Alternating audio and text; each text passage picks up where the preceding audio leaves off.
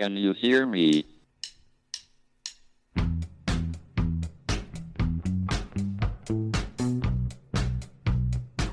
Houston, we have a problem. It's one small step for man, Now I am become death, one giant leap for mankind. the destroyer of worlds. Eureka! Nos Bastidores da Ciência, um podcast da Molecular JE. Olá a todos. Estamos de volta para mais um podcast molecular nos Bastidores da Ciência. O podcast da Molecular JE, a júnior empresa do Departamento de Química da Universidade de Coimbra. Hoje temos connosco o Ricardo Pereira, aluno de doutoramento em Química, mais precisamente na área da síntese química e da fotoquímica. Boa tarde, Ricardo, e obrigado por teres aceitado o nosso convite. Obrigado pelo convite, Amilcar, e queria desde já parabenizar-te a ti e à JE pela iniciativa. Portanto, no teu doutoramento estás a trabalhar em compostos para a utilização em células solares, em OLEDs e em baterias de fluxo. Deixa mesmo começar por aqui. Para quem não está por dentro da área, o que é que são células solares, o que é que são OLEDs e o que é que são baterias de fluxo? Então, quando escrevi o projeto para a Fundação, juntamente com os meus orientadores, a ideia que apresentámos foi montar um sistema em que fosse possível capturar, armazenar e utilizar energia elétrica. Como? Com a utilização de três diferentes dispositivos: as Dye-Sensitized Solar Cells, as baterias de fluxo e por fim, os OLEDs. As Dye-Sensitized Solar Cells basicamente são células que permitem a captura da energia solar, e fazem a sua conversão em energia elétrica. São constituídas por um corante, que geralmente ou que lhes dá um nome, e são células, portanto, sensibilizadas por esses corantes. São compostas por duas partes: um ánodo, que é composto por um vidro condutor, uma camada de óxido de titânio e o corante, que vai ser absorvido ao óxido de titânio, e por um cátodo, que geralmente é constituído por uma espécie metálica, a mais utilizada até a platina, e que vai ser deposto então numa placa de vidro condutor, e estas duas partes vão ser ensanduichadas e vai ser introduzido um eletrólito que vai ser responsável pela redução do corante. As baterias de fluxo são dispositivos que comportam dois reservatórios. Estes reservatórios podem ser de dimensões variáveis e que podem ser também escalados, ou podem ser aumentados para dar uma maior capacidade. Nestes contentores estão então, portanto, dois eletrólitos, um com perfil de oxidação e um com perfil de redução, e que basicamente, quando aplicamos uma corrente elétrica, estes eletrólitos vão para um estado de oxidação ou redução diferente, e vamos basicamente fazer a conversão da energia elétrica, que por exemplo foi gerada numa célula, em energia química, e vai se manter neste estado até ligarmos novamente o sistema e haver uma reversão dos estados de oxidação do eletrólito e a formação então, ou a geração de uma corrente elétrica. Por fim, os OLEDs são um pouco à semelhança daquilo que são as Dye-Sensitized Solar Cells, também são constituídos por várias camadas, que são ensanduichadas entre duas camadas de vidro condutor, e também vão possuir um corante. Neste caso, ocorre um processo diferente das células, ou o contrário, em que, pela aplicação de uma corrente elétrica, é possível obter luminescência, eletroluminescência, através da excitação das moléculas de corante e depois pela posterior desativação do seu estado excitado. Bem, já estamos contextualizados com estes termos. Falemos então um bocadinho agora sobre os compostos que tu tens sintetizado. Quais é que são os teus principais objetivos com a preparação destes compostos? Bem, como tudo, a investigação pode-nos levar por caminhos que nem sempre estão pensados ou estão pré-determinados. É claro que eu posso esperar, mas não vou ser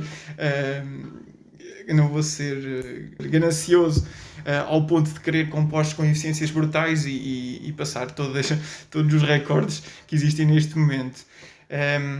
Basicamente, o que está muito em voga agora na literatura, tanto para OLEDs como células solares, é a criação de sistemas de dador-aceitador. Basicamente, temos uma molécula que vai doar carga e uma molécula que vai aceitar carga. Isto é feito com sistemas orgânicos, portanto, e daí o interesse também na síntese, porque podemos modelar facilmente este tipo de sistemas. E basicamente é por aí que eu estou a seguir as minhas sínteses, a criação de sistemas de dador-aceitadores. Pronto, é claro que à partida eu posso ter uma ideia daquilo que eles vão dar, mas isso só vou saber quando caracterizar. E precisamente neste momento estou mais dedicado à síntese. Com as baterias, se tiver tempo porque o tempo passa rápido e nós às vezes queremos fazer muita coisa e não dá tempo para tudo. Espero que consiga lá chegar. Nas baterias a ideia é desenvolver analytes, ou seja, eletrólitos para o ânodo.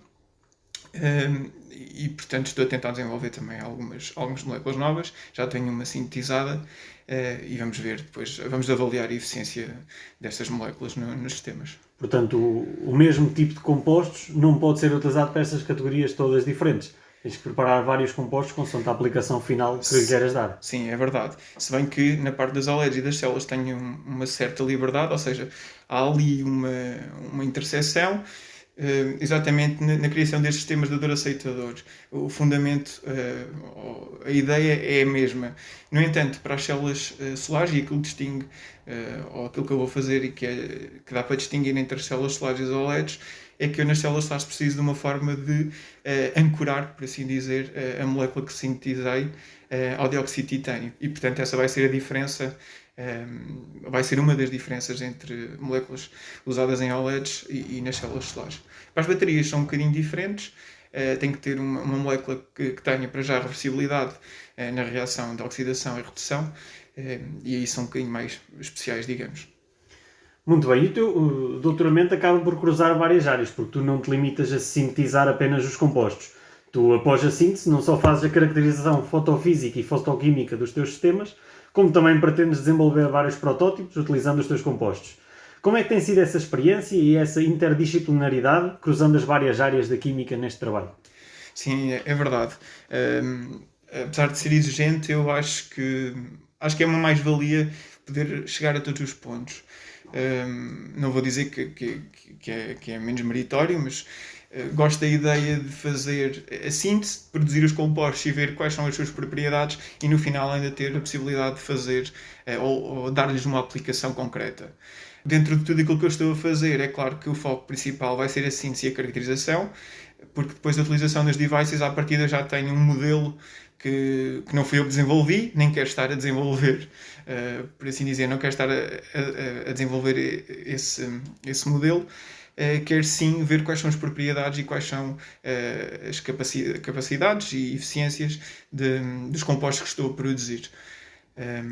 E destas tecnologias que temos falado e que estão presentes no teu trabalho, incluem-se em áreas bastante em voga atualmente, visto que temos o interesse pela produção e armazenamento de energia elétrica e isso tem sido cada vez maior. Nos últimos anos, quais consideras que têm sido as principais evoluções ao nível destas tecnologias? Sim, é verdade, é como dizes. Nos últimos anos tem-se assistido a um aumento do consumo energético que vem de duas razões, do crescimento populacional e da cada vez mais industrializado e cada vez mais, por assim dizer, o mundo tecnológico que temos, não é? Que tem vindo a consumir cada vez mais energia e, portanto, nós temos que arranjar formas tanto de produzir como de armazenar energia de uma forma eficiente e que seja mais sustentável. Também é uma palavra que nós ouvimos dizer muitas vezes, a sustentabilidade.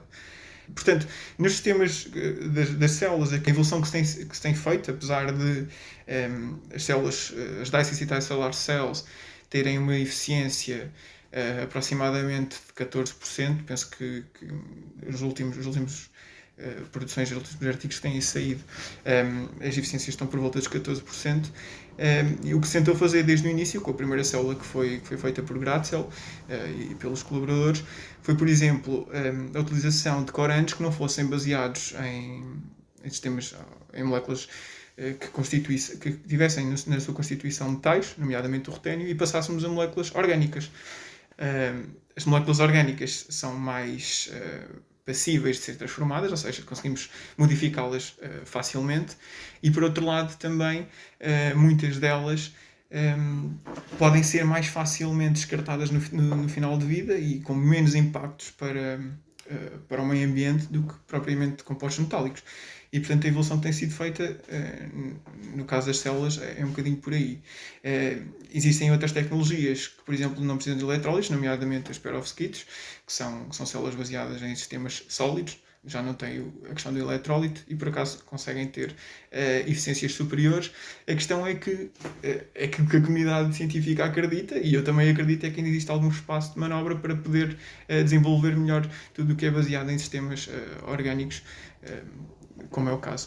No caso dos OLEDs, nós estamos a ver agora a tecnologia OLED também em voga, não é? Como eu já referi, encontramos já em muitos sítios tudo o que é displays, televisões, telemóveis, smartwatches, e portanto tem existido um grande esforço no desenvolvimento de novas moléculas que possam ainda melhorar mais a conversão, basicamente, da energia elétrica na energia luminosa, que é aquilo que um OLED faz, basicamente, faz essa conversão. No caso das baterias, igualmente, eu falei na bateria de vanádio, aquilo que se está a tentar desenvolver são eletrólitos baseados em sistemas orgânicos, All Organic Redox Flow Battery, que dispensam o uso de metais e, portanto, usamos essas moléculas orgânicas, e é neste momento aquilo que se está a apostar em força para tornar estas tecnologias não só mais sustentáveis, mas também mais eficientes. Muito bem. E falando então agora um bocadinho da tua vida mais fora da química, pelo que sei tens 2 hobbies principais, o bodyboard e a apicultura. Fala-nos um bocadinho deles, principalmente deste último, que acredito que seja menos comum. Como é que apareceu a apicultura na tua vida? A apicultura apareceu... Era algo que eu já desde há muito tempo tinha interesse e que lia bastante sobre as abelhas, como é que elas...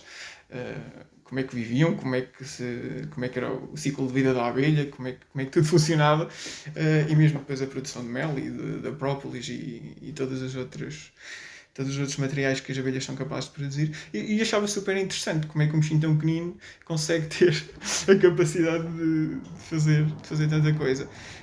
Além do mais, comecei-me a perceber, e é uma coisa que é uma preocupação neste momento, com as alterações climáticas, também com o caso pelo facto de existir uma monocultura na nossa agricultura bastante presente, por exemplo, a cultura do eucalipto, que hoje em dia só vemos eucaliptais por todo o lado.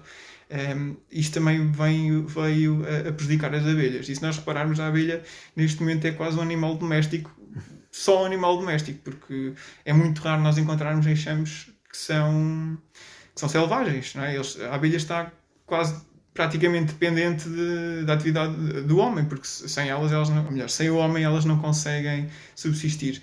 Além disso, elas estão a ser bastante ameaçadas por fatores externos, por vírus, por pragas, nomeadamente um ácaro que é o Varroa destructor, que além de transmitir vírus também faz com que a abelha não se desenvolva na fase de pupa, e estão verdadeiramente a sofrer grandes ameaças.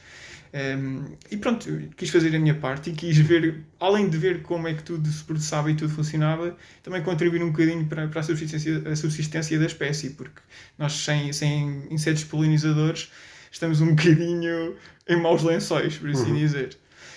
Pronto, outra questão, a outra atividade, o bodyboard, é algo que eu uso, ou é uma forma de fazer também exercício e manter-me ativo. E basicamente é isso. Muito bem. E antes de terminar o nosso podcast, deixo a nossa sugestão literária, o livro Limites da Ciência, do professor Jorge Calado, editado pela Fundação Francisco Manuel dos Santos, apresenta-se com uma segunda edição, revista e atualizada, à qual se acrescenta um pós-fácio sobre a pandemia de Covid-19. O livro aborda vários tipos de limites na ciência, desde os limites internos aos impostos pela instrumentação ou pela sociedade em que estamos inseridos. Por fim, resta-me agradecer novamente ao Ricardo, a quem desejo boa sorte para a conclusão do doutoramento e para os projetos futuros que possas ter. Obrigado, Amilcar. Foi um gosto. Daqui a 15 dias voltamos para mais um podcast molecular. Até lá, boas experiências. Can you hear me?